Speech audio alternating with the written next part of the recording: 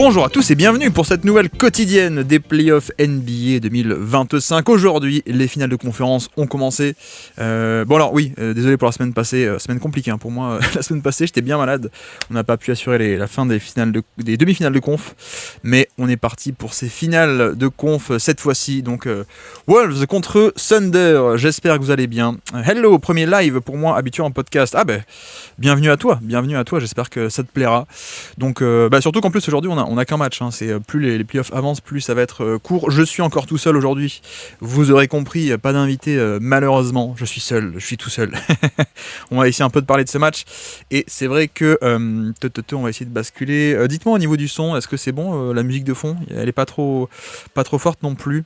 Hop, et on va pouvoir basculer donc sur ce match.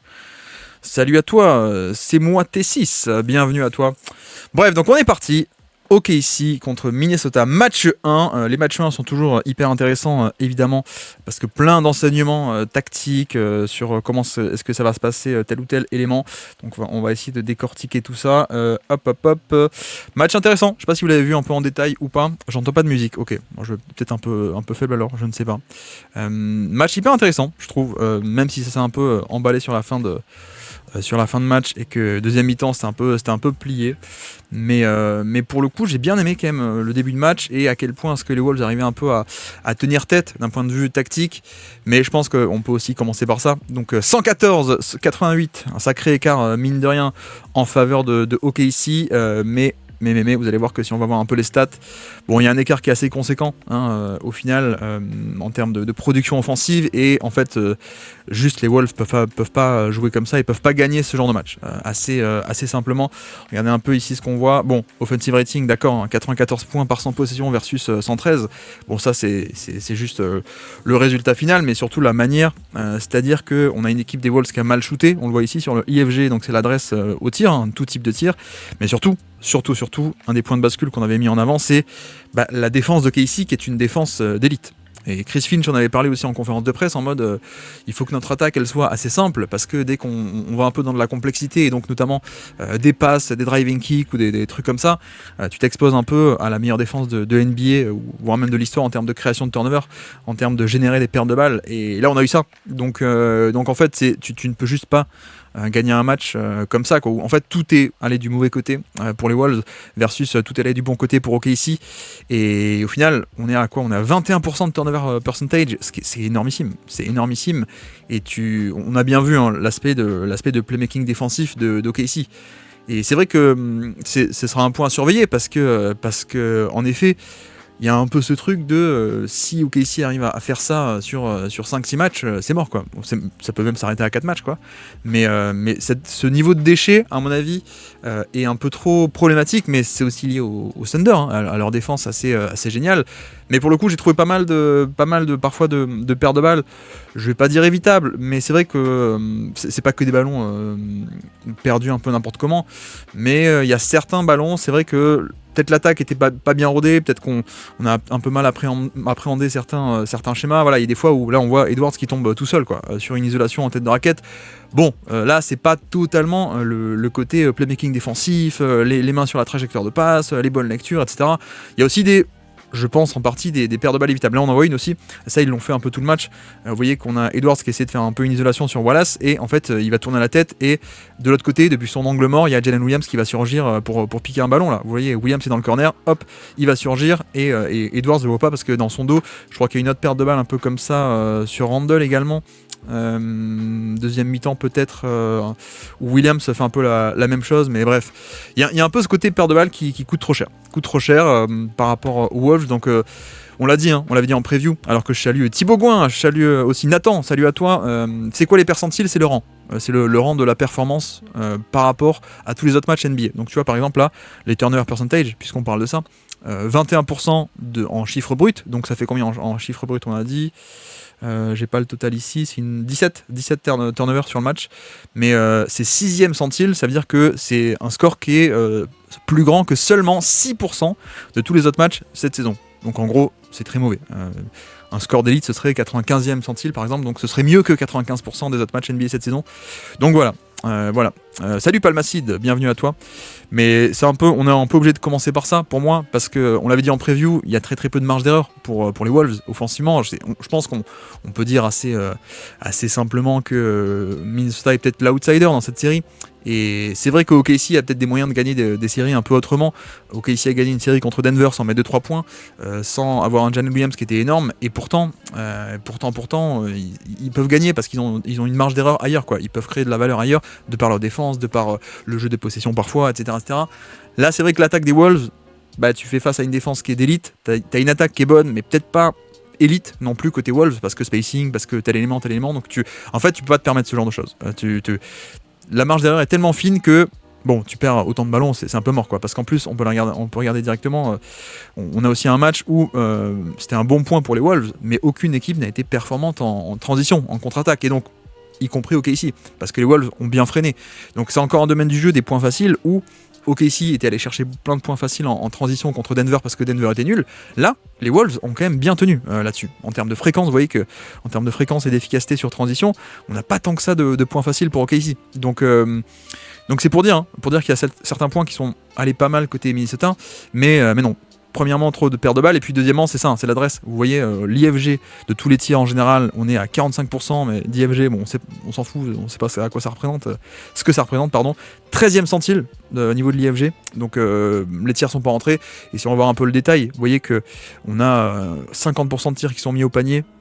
C'est un score abyssal, 4e centile, et surtout 30% à 3 points. Là encore, tu mets pas tes tirs ni au panier, tu mets ni tes tirs ni au panier, ni à 3 points, tu perds beaucoup de ballons. On comprend pourquoi l'attaque a autant galéré, quoi. Et c'est dommage parce que la défense, je trouve, a été pas mal. Il y a des séquences assez bluffantes, mais quel est le score un peu offensif?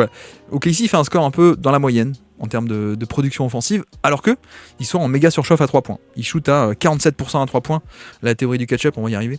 Mais voilà, au final, vous voyez que malgré cette surchauffe à 3 points, OKC ne fait qu'une perf qui est moyenne offensivement. Donc ce qui montre à quel point les Wolves ont un peu de la ressource de ce côté-là du terrain. Mais sauf que si leur attaque, eux, ne fonctionne pas, au final, ils peuvent pas gagner, quoi. Donc ils font jeu égal de l'autre côté sur leur défense et versus attaque OKC, mais là ça peut pas aller, quoi. Ça peut pas aller. Et bon, c'est aussi on parle d'efficacité dans les zones, donc, au panier nul, 3 points nul. Ce qui est marrant, c'est aussi de voir la fréquence où est-ce que les tirs sont répartis. Et vous avez vu qu'en fait on a OKC qui a totalement verrouillé le panier en termes de fréquence et en termes d'efficacité. Les Wolves n'ont rien eu au panier, et même on peut rajouter le fait que pareil, pas beaucoup de lancers francs. Donc les lancers francs qui sont obtenus en général quand on va au panier, pas beaucoup. Et on retombe un peu sur ce qu'on avait dit en cours de saison. C'est un peu l'évolution majeure de cette équipe comparée à l'an passé, c'est que les Wolves cette année prennent beaucoup de 3 points. Hop, je sais pas si je peux arriver à le trouver, bon bref c'est pas grave, on s'en fiche. Mais 56% de leurs tirs sont à 3 points pour ce match-là. C'est énorme, plus de la moitié de leurs tirs qui sont tentés à 3 points. Mais comme on l'avait dit déjà en régulière, c'est pas que... ça peut paraître un peu contre-intuitif parce qu'il n'y a plus Towns pour le coup, mais il y a aussi pas mal de 3 points un peu par dépit. Et c'est justement parce qu'ils ont un mauvais spacing que l'accès au panier est bouché, et que donc on prend aussi parfois beaucoup de 3 points un peu par dépit parce qu'on n'arrive pas à faire autre chose, d'aller dans la raquette, etc. Donc ouais, je pense qu'on est un peu dans ce cas-là pour moi. Je sais que c'est un peu les schémas du Thunder aussi en l'occurrence, c'est-à-dire qu'il y a ce côté très clairement. Ah mince, on n'a pas les vidéos. Ça c'est pas très sympa, NBA.com, on n'a pas les vidéos. On va essayer de voir celle-là. On a les vidéos ou pas? Non, on n'a pas les vidéos non plus. Bref, donc on a un peu des schémas finalement très classiques on va essayer de resserrer le terrain autour de Randle, autour de Anthony Edwards aussi. Donc il y a un peu finalement cette stratégie qui est très très classique de voir si les shooters peuvent punir, de bloquer l'accès au panier, et de juste miser sur le fait que vas-y, si tu veux, on laisse un mec ouvert à 3 points, catch and shoot à 3 points, mais en l'occurrence on te prive toi d'aller au panier, on te prive de faire des actions, on fait une espèce de mur ou alors des stunts. Là on le voit d'ailleurs, je mets une action un peu au hasard, vous voyez que on a Edwards qui va chercher, il réussit à obtenir un peu Chethamgreen sur switch, sauf que on a Wallace qui est pas loin, qui va venir éventuellement gêner, et puis on a aussi sous le panier, on a un HDA. Donc en fait c'est clairement ce genre de schéma un peu de surcharger le terrain autour de Edwards, autour de Randle, et qui fait qu'on a sans doute beaucoup de 3 points pour le coup que les Wolves vont avoir. Et c'est un peu, on avait parlé déjà la série d'avant, OKC Denver, il y avait un peu cette tactique de la part de Denver de dire non, nous on veut que SGA n'ait pas d'espace, on va mettre beaucoup de monde sur lui, et on prend le pari, on dit si on perd parce que les role-players mettent des shoots à 3 points, tant mieux. Et on préfère vivre et mourir avec ça, plutôt que laisser faire SGA. Mais en fait, c'est un peu la même tactique ici que font les OKC eux-mêmes vis-à-vis de Randle et surtout de Edwards. Il y a ce côté un peu, rester un peu autour de ces mecs-là et miser sur le fait que les role-players ne mettront pas forcément les 3 points. Et en effet, on a un peu eu ça. Et encore, on a donc je disais combien 30%. Ouais, 30% à 3 points sur ce match-là. Hop, et au niveau du détail un peu, 30% collectivement, alors que Randle est à 5 sur 6. Donc lui pour le coup il a fait son match et il a mis quelques catch and shoot et un pull-up ou deux je crois, mais voilà, en dehors de ça c'est vrai que c'est pas rentré du tout quoi. DiVincenzo 3 sur 12, Nick Alexander Walker 2 sur 9 aussi. Voilà, ça c'est des mecs qui au cours du match, vous avez vu sans doute qu'ils étaient abandonnés à 3 points et que ça permettait un peu mieux de freiner Edwards. Donc là je pense qu'il faut s'attendre à ça, parce que on avait parlé aussi en preview hier, j'ai sorti le podcast hier, il y a encore d'actu si ça vous intéresse, je pense. Mais c'est un des enjeux principaux qu'on avait fait remonter pour l'attaque des Wolves, c'est la question du spacing, qui a jamais vraiment été testé pour l'instant sur ces playoffs, parce que parcours un peu atypique, etc. Et qu'ils ont gagné contre les Lakers malgré un spacing qui n'a pas été génial, et malgré un shotmaking à 3 points qui n'a pas été génial. Là, clairement, ça va être ça. La tactique d'OKC de tant qu'on n'est pas puni, on va orienter le ballon et le ballon vers le spacing et dire attendons de voir s'ils peuvent nous punir ou pas sur ces 3 points. Donc c'est un peu atypique, ça peut paraître contre-intuitif, mais c'est précisément le manque de spacing qui fait que les Wolves tentent autant de 3 points en fait. C'est parce qu'il y a beaucoup de 3 points par dépit et surtout on empêche d'agir notre ami Edwards quoi. Edwards qui fait quoi? Il finit à 18 points à peine, 5 sur 13 et à peine 7 lancers francs. Là encore, c'est vrai que moi j'avoue que de l'autre côté SGA a été très bon, et parce que tactiquement ça a été très bon, je reste un peu sur ma faim. Je reste un peu sur ma faim de ce côté-là pour ce match niveau play calling, niveau coaching. Je pense qu'on pourrait faire mieux. Je pense qu'on pourrait faire beaucoup mieux et justement reproduire un peu ce que OKC fait pour SGA, c'est-à-dire le faire arriver lancé, lui libérer tout un côté du terrain vide pour qu'il puisse driver là-dedans et qu'il n'y ait pas de stun, qu'il n'y ait pas de mecs qui gênent, qu'il n'y ait pas de terrain surchargé, etc. Donc il y a ça, et après c'est vrai que même lui individuellement on a vu pas mal de... Là encore on l'avait dit, mais des pull-up à 3 points.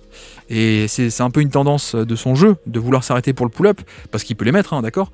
Mais il y a un peu parfois ce truc de, si je vois que devant moi il y a un mec sous le panier, il y a un mec sur l'aile droite, un mec sur l'aile gauche, et que je suis en 1 contre 4 et que j'aurai pas l'espace d'y aller, quoi, d'avancer, au final autant prendre le pull-up, quoi. Et c'est vrai que là encore, c'est sans doute pour venir un peu jouer sur cette tendance naturelle de Edwards, de dire il aime bien les pull-ups, on va l'inciter à prendre ses pull-ups parce que en bloquant l'accès au panier, quoi. Donc c'est un peu dommage parce que les rares fois en plus où il y allait, on voit que même s'il y a des obstacles, il peut tout de même avancer et passer les obstacles, passer les stunts, passer le mec qui dézone, qui se met dans la raquette, qui se met en tête de raquette pour le gêner, boucher l'espace, sauf que il est tellement explosif, tellement grand, tellement long qu'il peut aussi contourner. Donc ouais, là-dessus, play calling pas ouf de Chris Finch, j'espère un peu plus, notamment aller cibler du SGA par exemple, des piques dans l'entrepôt, des trucs comme ça où je trouve que ça pourrait être mieux. Je vous lis aussi en même temps, je sais pas si le monde en parlait, mais je trouve dommage de ne pas avoir plus tenté d'attaque de pick and roll de McDaniels sur Chet, qui ont marché sur les 2 premières possessions et qui empêchent Chet d'être au panier. Ouais, c'est vrai qu'il y avait un peu ce côté par rapport au match-up. Ouais, t'as raison, d'ailleurs on n'en a pas parlé, il faudrait qu'on parle un peu des match-up. Ils l'ont fait une fois de mémoire où ils remontent la balle, prendre un ballon après un écran et ça a donné 2 lancers. Oui, non mais c'est le... Clairement, il y a un côté pour moi où on a vu aussi OKC qui, avec SGA, je peux mettre un peu le highlight de SGA si vous voulez, vous allez voir, qui fait beaucoup de ce qu'on appelle la semi-transition, c'est-à-dire on attaque avant que la défense ne soit complètement mise en place. Et là encore, toujours pareil, on a vu pareil contre Denver, et c'est un peu le contre-move de on essaye de quadriller le terrain autour de lui. Qu'est-ce que fait SGA, qu'est-ce que fait OKC? Ils lui disent d'attaquer avant que la défense se mette totalement en place. Et donc comme ça, on peut avancer avant que le quadrillage ne puisse s'établir, et ça lui libère des espaces pour aller proche du panier, ça lui libère des lignes de drive où il n'est pas stoppé en début de drive. On voit là en plus pareil, il va cibler un Mike Conley sur un terrain totalement dégagé. Le quart de terrain là est totalement dégagé main droite, il n'y a pas de personne sur l'aile droite, personne dans le corner droit, et donc personne ne peut venir s'interposer. Donc voilà, ça c'est le genre de truc un peu créatif, qu'a réussi à faire OKC, mais que n'a pas fait assez, je trouve, les Wolves. Donc voilà. Match moyen en attaque, les bancs ont fait la différence. Ouais, je vois ce que tu veux dire, mais vraiment je trouve que sur un peu ce duel de qui est arrivé à mieux mettre en lancer sa superstar, je trouve que pour le coup Casey c'est quand même mieux dépatouillé. Il n'y a pas que la question du banc. Là encore, hein, tu vois, je vais mettre en plein écran comme ça vous verrez mieux. Qu'est-ce qu'on fait? On le fait attaquer d'un côté où il n'y a personne. Cette fois c'est le côté gauche, personne sur l'aile, personne dans le corner. Vous allez voir, il prend un écran de Wallace et il va revenir sur la main gauche. Pourquoi? Parce qu'il n'y a personne et donc personne ne peut venir le stopper. Contrairement un peu, on avait décortiqué les matchs contre Denver où Denver faisait des aides en tête de raquette et donc le drive était un peu stoppé en début de drive, non pas à la fin. Et là clairement il y a un peu cet aspect de regardez, on libère tout un quart de terrain, on le fait attaquer vers ce quart de terrain où il n'y a personne, et donc personne ne peut le stopper et au final on va jusqu'au panier, ça fait un lay-up et ça fait 2 points. Donc ouais, il y a eu ça. Bon, vous m'excuserez, je ne vais pas revenir sur les lancers francs. 11 sur 14 de lancers francs pour Shai. On va pas faire le débat d'arbitrage à chaque fois, mais en tout cas, il a réussi à obtenir pas mal de lancers francs, donc ça c'est bien dans le référentiel d'OKC. 31 points, 9 assists pour HDA, 10 sur 27 et 14 lancers francs qui ont aidé aussi pas mal. Mais voilà. Côté aussi Wolves, on termine sur l'attaque des Wolves peut-être. J'avoue que je suis un peu au-delà du côté shotmaking, je suis un peu déçu là encore qu'on n'ait pas un peu plus insisté avec Randle. Ça a été fait un peu en deuxième mi-temps, mais je trouve qu'il y a un côté chasse au mismatch, ou en tout cas punisseur de mismatch, qui a peut-être pas été assez fait quoi. Là il fait un bon match, hein. Il fait une bonne première mi-temps, je crois au niveau des points, c'est le meilleur marqueur ou pas loin, mais vous voyez qu'il fait 28 points, très bien, 9 sur 13, sauf que comme dit sur les 9 sur 13, sur les 9 paniers, il y en a 5 qui sont à 3 points, donc c'est 2-3 catch and shoot, 2-3 pull-up. C'est pas exactement ce que j'appelle des tirs un peu dans le jeu où on l'envoie au poste bas contre un mismatch, on l'envoie en tête de raquette, cibler un tel ou un tel, et c'est un peu dommage. Franchement, c'est un peu dommage parce que je trouve que ça pourrait être beaucoup plus fait et que là encore, dans ce côté, peut-être aller cibler un HDA, c'est le meilleur moyen. HDA ou un autre, hein, parce qu'on a vu que contre Jalen Williams il peut le faire, contre Wiggins il peut le faire, même contre Chet aussi. Donc ouais, c'est un peu décevant ça pour le coup. Ça a été fait en deuxième mi-temps et peut-être pas assez en première à mon goût. Donc là encore, peut-être une source d'attaque un peu meilleure. Travailler un peu là-dessus pour le reste de la série, ça peut être mieux. Oui, d'ailleurs, on en parle aussi. Le retour du jeu à deux par rapport à soit DiVincenzo, soit Mike Conley qui combine avec Gobert. C'est vrai que ça aussi c'est intéressant parce qu'on est dans une série où ça va pas faire un switch all automatique. Donc, de nouveau, on a un Mike Conley qui peut vivre, qui peut revivre un peu et refaire un peu de création. Parce que face à un switch all, évidemment, ça switch et puis il est incapable de punir le switch. Donc, il n'y a aucun intérêt à faire ce genre de pick and roll, mais voilà, j'ai bien aimé quand même l'utilisation de Gobert beaucoup sur ses écrans, qui peut être assez intéressant. Le problème c'est que quand il n'y a pas directement un alley-oop et quand il est obligé de soit poser un dribble après l'écran pour aller au panier, soit faire une action en short roll, il le fait pas tout le temps pour le coup, mais non, on a quand même un bon match, mais qui a été un peu gâché par les problèmes de faute. Côté Gobert, il n'y a que 21 minutes sur ce match-là parce que la première mi-temps est un peu réduite, son temps de jeu est réduit parce qu'il a 2 fautes assez rapidement, mais bon, il y a aussi la question du spacing, le besoin de spacing qui fait qu'on a beaucoup de minutes de Randle et de Naz Reid, quoi. Donc 27 minutes de Naz Reid encore une fois sur ce match qui fait pas un gros match, hein. Pour le coup il fait pas du tout un gros match, donc ça aussi on parlait de la marge d'erreur qui est assez fine pour les Wolves. Je pense qu'on est on est un peu là-dessus, c'est-à-dire qu'il y a trop de dominos qui sont tombés du mauvais côté pour eux, alors que contre une défense à ce point historique, tu peux gagner si t'en as un ou deux qui vont pas de ton côté, mais là t'avais ni le shoot à 3 points, ni le mismatch hunting de Randle, ni des bons drives qui ont été libérés sur Edwards, ni non plus donc le shotmaking à 3 points, ils ont très très mal shooté à 3 points les Wolves, ni non plus donc l'apport un peu qui est censé être en sortie de banc de Naz Reid, quoi. Il y a une action, une très belle action d'ailleurs, je crois, on va essayer de la retrouver. C'est ça, hein, il est là. Non, c'est pas là. Mais où c'est où? Alors peut-être c'est sur un lancer franc. Bon, c'est pas grave. Une action, on arrive à libérer un drive de Naz Reid qui peut aller attaquer le panier sur un jeu de main à main, lui en tant que joueur de périmètre. Mais ouais, là encore, hein, je pense que j'ai parlé de Randle par rapport à la chasse au mismatch, etc. Mais Naz Reid est un élément qui peut être vachement intéressant de ce point de vue-là, par rapport au mismatch, par rapport au fait d'attaquer quelqu'un qui est pas... il est mobile, il est grand. Donc en fait, il peut avoir des joueurs face à lui sur lesquels il a beaucoup de joueurs contre lui. Il peut avoir l'avantage face à eux. Que ce soit des petits, les attaquer sur la taille, ou des plus grands, les attaquer sur la mobilité. Donc ouais, ce sera aussi à voir tout ceci. Mais oui, alors juste pour dire également, Peut-être niveau match-up, c'est vrai que bon, ce qu'on a vu assez simplement de ce côté-là du terrain, JA qui est caché un peu sur Mike Conley, bon, ça on est un peu d'accord. Lou Dort sur Anthony Edwards, là aussi, c'est un match-up qui va être intéressant et qui a quand même un peu bloqué pour l'instant par rapport à la puissance notamment, mais ce qu'on a vu aussi, c'est que Edwards a été défendu par beaucoup de monde en fait. On a eu des séquences avec Caruso, on a eu des séquences avec Cason Wallace aussi, qui a été assez génial.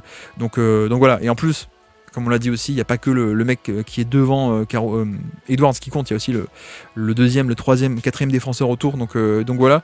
Mais non, ce qui était intéressant, c'est de voir un peu au niveau des match-ups, comment est-ce qu'on arrive à mettre un tel ou un tel à tel ou tel endroit, et donc notamment, c'est Hartenstein qui était souvent sur Gobert, pour le coup, donc le poste 5 sur le poste 5, et ce qui permettait un peu de libérer Chet en termes de roamer, en termes de libéraux défensifs. On le mettait sur McDaniels, qui est considéré comme le moins bon shooter, sans doute, de cette escouade, d'après les Wolves, d'après le Thunder, mais surtout, ça permettait de sortir Chet du match-up direct face à Randle. Et ça, c'est pas rien. C'est pas rien parce que je pense que c'est un match-up individuel. Si on met Chet sur Randle, à mon avis, il y a du play call qui est fait, il y a des post-ups qui sont donnés pour Randle pour finalement attaquer frontalement Chet. Alors que là, on a réussi à le déployer un peu en off-ball, ne serait-ce que par ce simple fait de ne pas le coincer sur le match-up Randle. Et pour ça, pour que ça tienne, il faut qu'on ait, mine de rien, un Jalen Williams qui tienne. Pour se permettre ça, quoi. Et ça a été le cas. Ça a été le cas. Williams, on a aussi Kenrich Williams, non pas Jalen, pas que Jalen, mais aussi Kenrich Williams qui est rentré sur le terrain et qui a fait quelques bonnes minutes défensives, même très très bonnes minutes défensives face à Randle. Ouais, il a fait 9 minutes sur le match. En plus, il a mis 3 tirs en attaque, donc c'était génial. Mais ouais, bonne séquence défensive, mais au final, vous voyez que si on regarde encore une fois les stats, mais 20% de tirs au panier pour Minnesota, très peu de lancers francs et à peine 50% d'efficacité. À mon avis, c'est aussi lié au fait que OKC a un peu remporté cette première bataille de Chet Holmgren. Et le déploiement de Chet en tant que roamer, en tant que safety autour du panier, ça a permis ça. Ça a permis que les Wolves n'ont pas pu scorer autour du panier, notamment parce que Chet était autour de ça, quoi. Donc ouais. Tu penses que Mini va persister avec sa technique d'arrosage en espérant que ça rentre, ou plutôt essayer d'autres choses offensivement? Tu vois, comme je te dis, je pense qu'il y a beaucoup de 3 points qui sont un peu par dépit. C'est-à-dire qu'il y a quand même ce truc au niveau de la rentabilité où, enfin, c'est bien les 3 points, mais l'idéal, c'est quand même d'aller chercher des tirs au panier, des lancers francs, des lay-ups, des trucs qui valent des points, quoi. Donc c'est un peu, c'est pas une recherche du 3 points, c'est un peu la conséquence indirecte en un sens, tu vois. Donc je pense que idéalement, il faudrait que le coaching soit un peu mieux et que Edwards aussi soit un peu meilleur, un peu non pas s'arrêter en pull-up mais baisser la tête et aller au panier pour libérer des lignes de drive. Mais là encore, c'est lié à comment est-ce qu'on fait ça. C'est pas pour rien aussi, si on a vu pas mal de fois, on a essayé d'impliquer parfois Chet sur des pick and roll. C'est un peu ça l'idée, c'est-à-dire que de pas le laisser totalement en deuxième rideau, un peu au panier, mais essayer de le faire monter sur l'action. Comme ça, s'il est sur le pick and roll, il peut pas être en deuxième rideau. Donc non, je pense que l'idée, ça reste toujours la même. L'idée, c'est que idéalement, t'as envie de driver au panier. Mais là, vous voyez, regardez, j'ai mis une action un peu au hasard. Je crois que c'est celle qui se termine avec un turnover là. Un turnover, voilà, de Williams qui sort de nulle part dans l'angle mort. Mais regardez, qu'est-ce qui se passe? Il veut attaquer un Cason Wallace. Edwards 1 contre 1 contre Cason Wallace. Regardez qu'est-ce qui va se passer. C'est que Hartenstein, qui est censé être ici, là, qui est sur l'aile opposée, l'autre aile, il est sur Nasri, il va dire attends, moi je descends et je me mets sous le panier. Et donc en fait, Edwards peut pas attaquer. Vous voyez que non, on a clairement le 1 contre 4 ici quasiment, où Edwards, en fait, il a la main droite, il y a Williams qui est qui est dans le corner. Main gauche, il y a aussi le dézonage de HDA qui bouge le drive main gauche, et même sous le panier, il y a aussi Hartenstein. Donc là, on est clairement sur un 1 contre 4 quasiment, ce qui fait que au final, bon, ça finit en perte de balle, mais il y a pas mal d'autres fois où ça a aussi terminé en je kick out, je laisse la balle, on retente une autre action, ou bien juste on prend un 3 points parce que il y a que à 3 points qu'on a un peu de l'espace, quoi. Donc ouais, c'est un peu compliqué, mais bref, là on a clairement affaire à une perf offensive qui est juste pas au niveau, en fait, qui est pas au niveau du tout, parce que tu perds trop de ballons, parce que tu vas pas au panier, tu mets pas les tirs au panier, et les 3 points non plus. Donc au final, ça fait quand même beaucoup. Ça fait quand même beaucoup pour espérer gagner ce match. Et puis qu'est-ce que je peux dire de plus à part ça? Oui, bon, alors défensivement, un Caruso qui nous fait du Caruso, c'est-à-dire il est à la fois sur Edwards, il est à la fois sur Randle aussi, et il a fait de très bons passages sur Randle.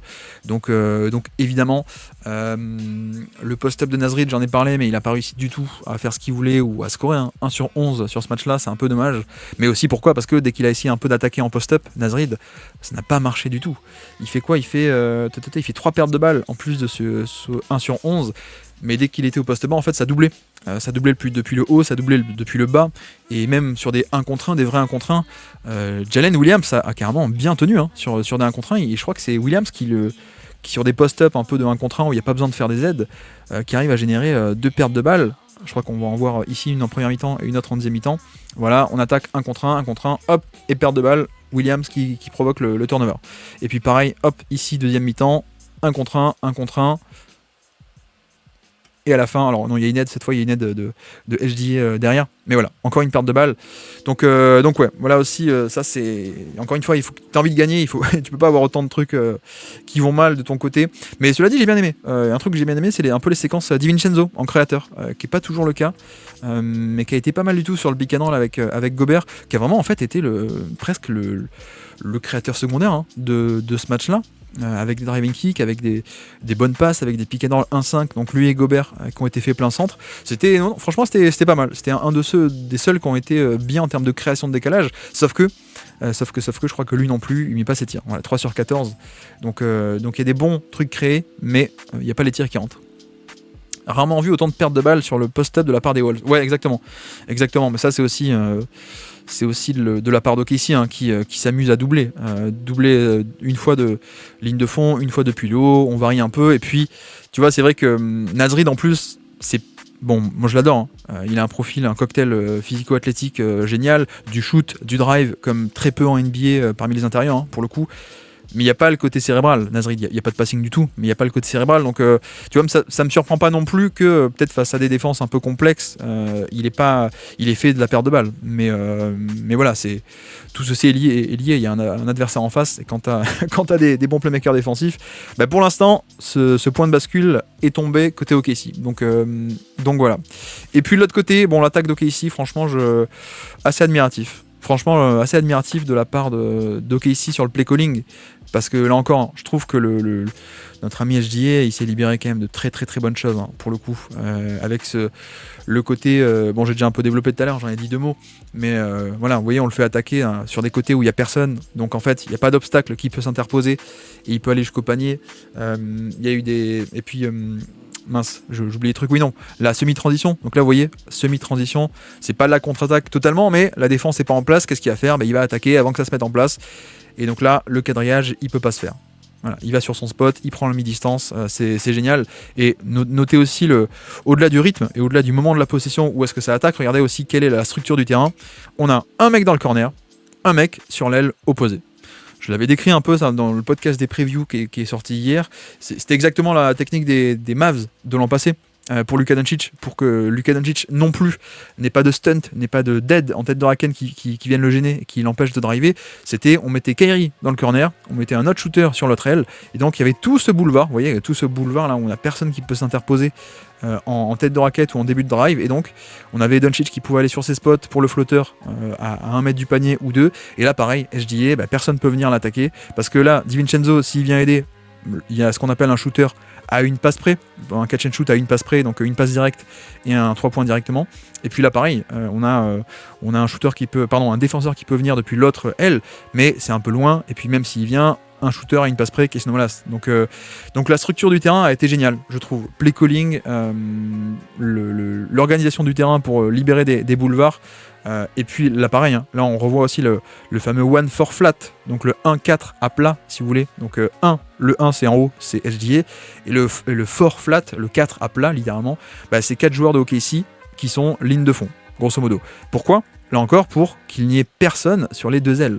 Il n'y a personne sur l'aile côté droit, personne sur l'aile côté gauche, et donc personne, aucun défenseur, donc, puisqu'il n'y a pas d'attaquant, il n'y a pas de défenseur, personne qui peut venir en tête de raquette boucher l'espace. Donc en tout cas, c'est plus difficile de le faire, grosso modo. Et donc ça lui permet d'aller un peu plus loin dans la raquette, sur ses spots, et il prend les mi-distances ou les flotteurs sur ses spots. Donc vous voyez que c'est quand même assez cool. Et puis même, je vais essayer de le retrouver. Est-ce qu'on va le voir ? Bon, là encore, un panier en semi-transition, tout le monde n'est pas en place, donc il attaque très tôt, il n'y a pas de stunt, ça se fait pas. Et puis, oui, j'ai retrouvé. Non, là, donc là c'est Jalen Williams, donc c'est pas ça que je voulais dire, mais c'est pas grave. Vous voyez que DiVincenzo, il a pas le temps de venir aider, semi-transition, il peut pas venir aider, donc on laisse HDA pénétrer jusque sur la tête de raquette un peu libre, et il prend son pull-up tête de raquette, ok. Donc là le stunt est mal fait, il vient en retard, hein, notre ami DiVincenzo, mais il y a aussi Isaiah Joe qui a été génial dans ce registre-là. Isaiah Joe qui est la menace. Tiens, on le voit ici là sur le terrain. La menace de Isaiah Joe sur les ailes permet ça en fait, hein, permet de dissuader les aides depuis le défenseur qui est sur lui, parce que ça reste un shooter d'élite, qui n'a pas été en réussite dernièrement, mais ça reste un shooter d'élite. Donc Isaiah Joe qui est placé sur l'aile, ça dissuade le mec qui défend sur lui de dézoner et de boucher l'espace. Donc là, vous voyez que par exemple, ça permet un drive de HDA, parce que Isaiah Joe notamment est sur l'aile, donc premièrement. Et puis non, il y a pas mal de séquences qui ont été faites, bah tiens, on en voit une ici. Deuxième mi-temps, ce qui a été fait, c'est on veut sortir Gobert de la raquette pour mieux attaquer le panier. Donc qu'est-ce qu'on fait ? On fait des pick and roll 1-5. Donc pick and roll meneur poste 5, ce qui paraît assez classique, mais il faut quand même savoir que OKC n'en fait pas des tonnes de ça. Le fameux pick and roll HDA et Chet Holmgren ou HDA et Hartenstein, ça n'arrive pas tout le temps pour le coup. C'est pas le truc principal de leur attaque. Leur attaque principale, c'est HDA offense, du poste bas, ou alors de l'isolation, ou alors des pick and roll entre petits. Il adore les pick and roll entre petits également. Et là, vous voyez que je laisse défiler, mais il y a 2-3 possessions de pick and roll un peu classiques. Quel est le but ? C'est que, en fait, on fait venir un écran avec Chet Holmgren ou Hartenstein. Pourquoi ? Parce que ce dernier est défendu par Gobert. Et la technique, c'est quoi ? C'est que, première mi-temps, Gobert était en drop. Je vais essayer de retrouver ça d'ailleurs. Hop, peut-être si je remonte au niveau de que vous ayez les images un peu. Hop. Le match a commencé avec un Gobert qui faisait des drops face à SGA. Donc en fait, il attendait bas après la sortie d'écran. Il attendait bas, il restait bas, il protégeait l'accès au panier. Non, je l'ai pas, je retrouve pas, c'est pas ici. Bref, donc grosso modo, première mi-temps, le pick and roll où on attaquait Rudy Gobert, ça marchait pas parce que Gobert était bien placé, Gobert est top en drop, donc l'accès au panier était fermé. Donc ça marchait pas. Et donc deuxième mi-temps, en repassant sur les images que j'étais en train de vous montrer, c'est le fait que deuxième mi-temps, on a fait monter l'écran, mais en fait on refusait l'écran. On ne prenait pas l'écran. Et quel est le but ? C'est que notre ami Gobert, il doit un peu suivre parce qu'il se dit il y a un écran, je monte, je monte défendre le mec qui va poser l'écran, évidemment. Sauf que le fait de refuser l'écran, ça fait que Gobert se dit mais qu'est-ce que je fais ? Est-ce que refuser l'écran, ça veut dire je prends pas l'écran, donc par exemple je pars pas là ici main gauche, je pars côté droit. Donc j'utilise pas l'écran. Et Gobert se dit mais vu qu'il utilise pas l'écran, il attaque de l'autre côté, est-ce que je dois dézoner ou est-ce que je dois rester sur mon joueur qui reste un bon shooter, Chet Holmgren, et qui peut s'écarter en pick and pop. Voilà, il y a un peu ce côté de ne pas utiliser l'écran. Ça fait que Gobert se dit mais finalement il l'utilise pas. Donc est-ce que je dois défendre comme si l'écran était utilisé ou est-ce que non, il l'utilise pas, je reste sur mon propre mec. C'est un peu tout le dilemme.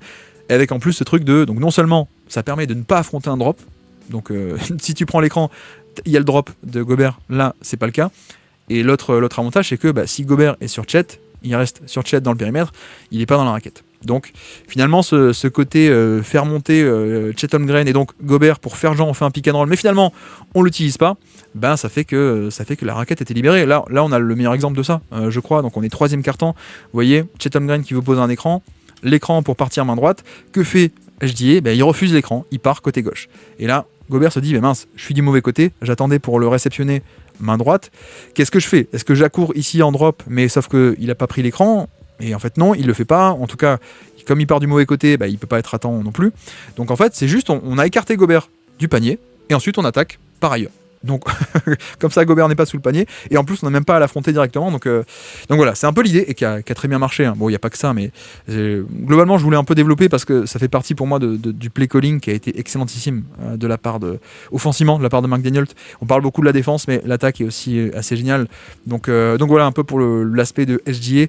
Et puis il y a aussi un aspect très très simple de le 47% à 3 points. Bon, ça aide quoi. Ça aide, mais pas que, parce que vous voyez que 47% à 3 points, d'accord, mais finalement il n'y a que 19 tirs à 3 points. C'est pas un volume qui est énorme, 19 tentatives, allez 20 tentatives à 3 points versus quasiment 50 pour les Wolves. Il y a quand même une différence énorme. Mais bon, ce que je veux dire, c'est que en gros ils ont mis la moitié de leurs 3 points, mais sans en tenter énormément. Donc certes, surchauffe, mais c'est pas surchauffe sur un gros volume. Donc c'est pas à ce point des points bonus que sur la surchauffe. Par contre, c'est ça le plus important. et c'est aussi pour ça que j'ai voulu un peu détailler tactiquement le coup avec Gobert, les pick and roll, etc. La fréquence de tir au panier est énorme. Ils sont à quasiment 40% de tirs tentés proches du panier, sous le panier même, ce qui est dans le 88e centile, donc mieux que 88% de tous les autres matchs NBA cette saison. C'est une très forte fréquence de tir au panier. Et ça, c'est vrai que c'est une bataille qui est remportée par OKC pour moi et qui est cruciale, parce que en face, les Wolves, c'est quand même une très bonne défense du panier. Donc si tu arrives un peu à bouger les pieds sur l'échiquier, si tu arrives à éloigner du panier Gobert, ou parce que Gobert ne joue pas, parce que c'est un line-up contre Nasrid et Randle, bah tu gagnes quoi. Tu gagnes et tu fais en sorte d'aller au panier, alors que c'est censé être la force des Wolves d'empêcher ça. Donc là, une partie du match c'est aussi joué là, je trouve, parce qu'en plus, regardez, ils n'ont pas une efficacité qui est si énorme que ça au panier, mais le fait d'y aller à ce point, c'est un tir qui est tellement rentable, le panier, que c'est cool quoi. C'est cool d'y aller aussi souvent, en plus pas mal de lancers francs également. Donc bref, voilà un peu l'idée, et quoi de plus, oui, un peu dommage côté Minnesota, le rebond offensif, qui a peut-être pas été un aussi gros facteur que ce qu'on aurait pu penser, et s'il y a un peu de compenser avec le rebond offensif. Donc voilà, voilà à peu près pour ce match. Qu'est-ce qu'on peut dire de plus, je ne sais pas, je pense qu'on peut s'arrêter là.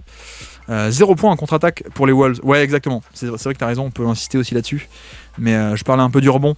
Donc c'est les fameuses marges, hein. Pas que le jeu de demi-terrain, mais où est-ce qu'on peut un peu gratter à la marge des points. Donc il y a le rebond offensif, ça n'a pas tant été fait que ça. En termes de fréquence, vous voyez, il n'y a pas beaucoup de rebond offensif, mais même je crois que...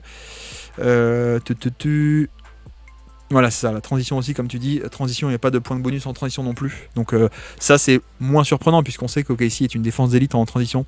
Donc voilà à peu près pour ce match. Je pense qu'on peut s'arrêter là. Krato SVM nous dit un peu de nervosité côté OKC début de match, je trouve. Oui, c'est vrai, mais tu vois, début de match, je trouve que bon, le score est assez serré, je crois, jusqu'à la mi-temps à peu près. Mais j'avais un peu l'impression quand même que bon, OKC est mené à chaque fois de 5-6 points, mais OKC semblait un peu avoir plus de solutions, quoi. Tu vois, si on enlève un peu la surchauffe à 3 points de Randle première mi-temps, peut-être que l'écart est creusé plus vite et plus tôt, quoi, pour le coup. Mais ouais. Bref, on peut s'arrêter là, un tout petit débrief, parce qu'on n'a qu'un match aujourd'hui, on va pas faire plus, surtout... Hop, il est bientôt 13h en plus, donc on est à peu près dans les temps. Merci pour cette présence aujourd'hui, j'espère que ça vous aura plu. On se dit à demain, j'espère peut-être avec quelqu'un. Je vais voir sinon si on peut pas aussi repasser le soir, si éventuellement j'ai des invités le soir, mais voilà. Merci à tous, c'était très cool, c'était très rapide mais très cool. Et on se dit à plus alors, ciao.